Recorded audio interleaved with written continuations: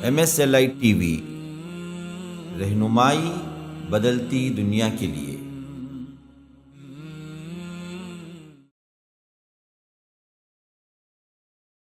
قیامت کے دن آپ دنیا کے ہزاروں نیکیاں کر کے آئے، صدقہ کیے ہیں، خیرات کیے ہیں، فلاں فلاں فلاں فلاں کام کیے، وہ بعد میں پوچھا جائے گا اول ما یحاسب به العبد یوم القیامت الصلاۃ، نماز کے بارے میں پوچھا جائے گا، نماز میں تم کہاں تک کامیاب رہے؟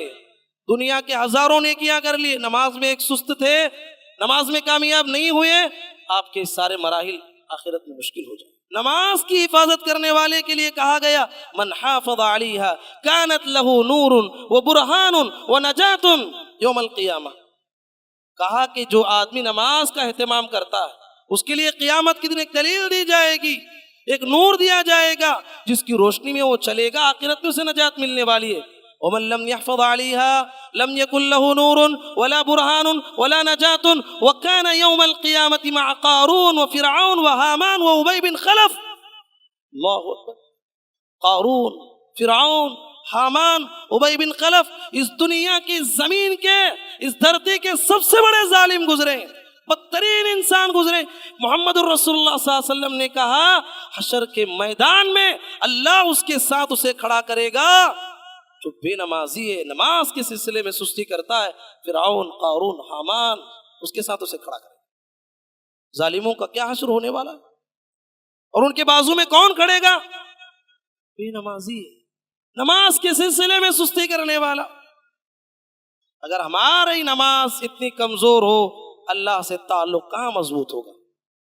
پھر اللہ کی نصرت کیسے آئے گی؟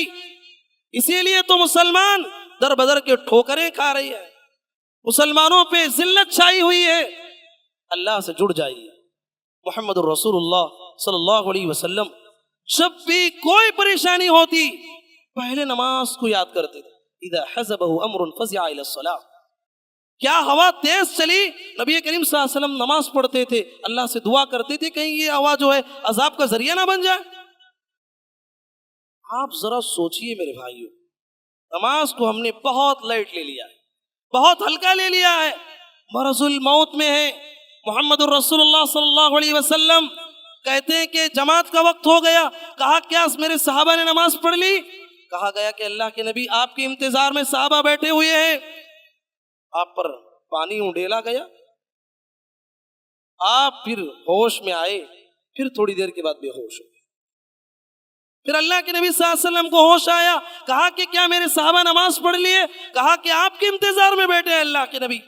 پھر پانی اونڈیلا گیا، پھر نبی کریم صلی اللہ علیہ وسلم بے ہوش ہو گئے۔ اس طریقے سے 3 بار ہو رہے۔ بعد میں کہا کہ آپ کے اندر طاقت نہیں، کہا کہ مرو، لوگوں حکم دو ابو بکر کو کہ وہ نماز پڑھائے لوگوں کو۔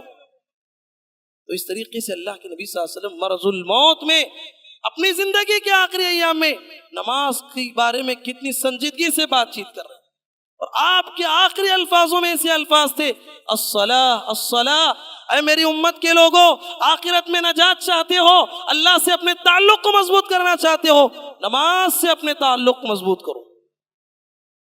وہ نبی جس نے طائف کے میدان میں بد دعا نہ کی ہو، احد کے میدان میں آپ کو اتنا بڑا زخم پہنچا، بد دعا نہ کی ہو، آپ نے غزوہ احزاب، غزوہ خندق میں آپ نے بد دعا کی۔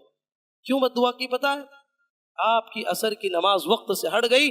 پیارے نبی نے کہا ملأ اللہ بیوتہم وقبورہم نارا، کہ پروردگارا ان مشرکوں کے گھروں کو، ان کی قبروں کو آگ سے بھر دے، اس لیے کہ ان کی وجہ سے میری ایک نماز وقت سے ہٹ گئی۔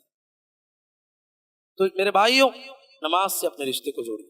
بہت سارے لوگ روزی روٹی کے لیے نماز چھوڑ دیتے، ہاں روزی روٹی کے لیے نماز چھوڑ دیتے ہیں، کہتے ہیں کہ کمائیں گے نہیں تو کھائیں گے کیا؟ اللہ نے قرآن مجید میں فرمایا وَأْمُرْ أَهْلَكَ بِالصَّلَاةِ وَاصْطَبِرْ عَلَيْهَا لَا نَسْأَلُكَ رِزْقًا نَحْنُ نَرْزُقُكَ، کہا کہ اے پیغمبر اپنے گھر والوں کو نماز کا حکم دو اور اس پہ جم جاؤ، ہم تم سے رزق کا سوال نہیں کرتے، ہم خود تمہیں روزی دینے والے۔ نقطہ کیا معلوم ہوا؟ مفسرین نے بیان کیا یہاں نماز کے بعد روزی کا ذکر ہوا ہے، یعنی جس فیملی ممبر میں جو لوگ گھر والے سارے کے سارے نماز پڑھتے ہو، اللہ ان کی روزی روٹی کے مسئلے کو آسان کر دیتا ہے۔ باپ نماز پڑھا ہے، بیٹی بے نمازی ہے، بیوی بے نمازی ہے، گھر میں سب نماز چھوڑ کے سو رہے، کہاں سے برکت آئے گی؟ ادھر سے کماؤ گے، ادھر سے گواؤ گے۔ روزی روٹی کا تعلق نماز سے جوڑا گیا ہے۔